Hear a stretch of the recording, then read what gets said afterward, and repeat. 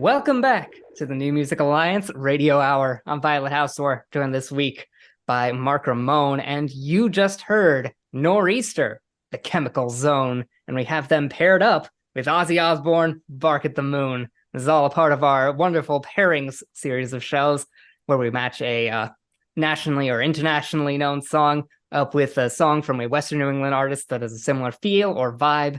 If you like the nationally or internationally known song, you'll probably like the local one just as much, if not even more. That was a fun pairing. Ozzy, come on. Everybody loves Ozzy these days. Everyone loves Ozzy. Come on. He's one of the best who ever did it. No questions asked. The grandfather of metal. One of the most probably acclaimed metal and rock singers of all time for his unique style.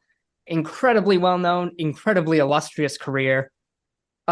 And I mean, Bark at the Moon's one of his biggest singles. I think we all know this one. Everybody. I mean, I refused to listen to Ozzy when I was in high school in the 80s, but I mean, I can listen to them now and appreciate them. But even I knew this song back then. You couldn't avoid it. You walk down the street and you can hear it. Yeah, and well-deserved. It was awesome. And we have them paired up with a really interesting act, Nor'easter. They were out of Plainfield, Connecticut, and this is a really unique story where this band comes from. They were together back in the mid and late 80s, inspired by acts like Ozzy and Iron Maiden and Led Zeppelin, all those sorts of guys. You know how it goes. Mm-hmm. They performed and played around and ended up creating an album's worth of their own material over a few years.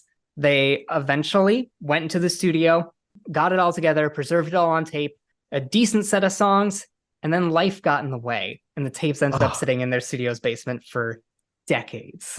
Despite a bunch of mishaps and a lot of luck, people managed to come together and restore the tapes, put everything together, got lucky on a few songs, and everything was finally imported into the modern studio just during the pandemic. And that's how this album came out. Calm Before the Storm. It was recorded in 89 and released in 2022. That's a cool story. And at least this one has a bright ending. A couple of weeks ago, we had Mal Thursday on the show, and he was talking about some band who went back to listen to their old tapes and found out one of their mothers threw out the tapes. Yeah, no, it's a thing. It can happen. Yeah. I'm just glad this one finally got released, because this whole album, Calm Before the Storm, is excellent. You can hear these fun little prog rock influences on that 80s metal style.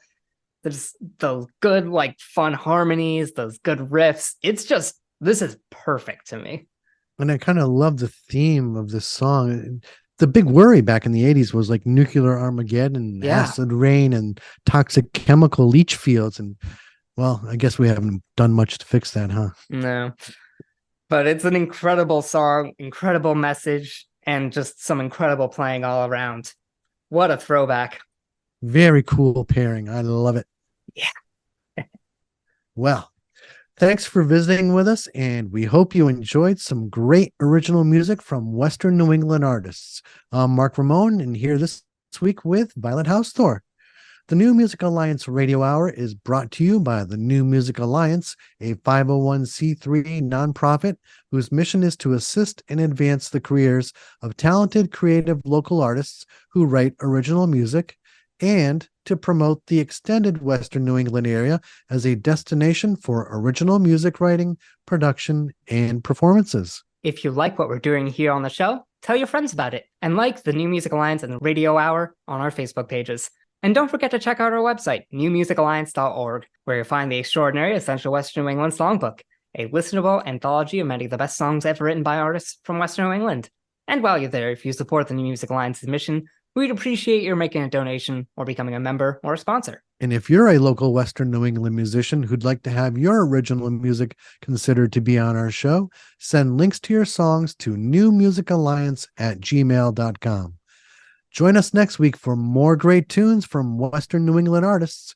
And until next week, please stay safe and keep on listening to great original local music. Mm-hmm. And let's have Charles and Khalif Neville take us out today with African Eyes.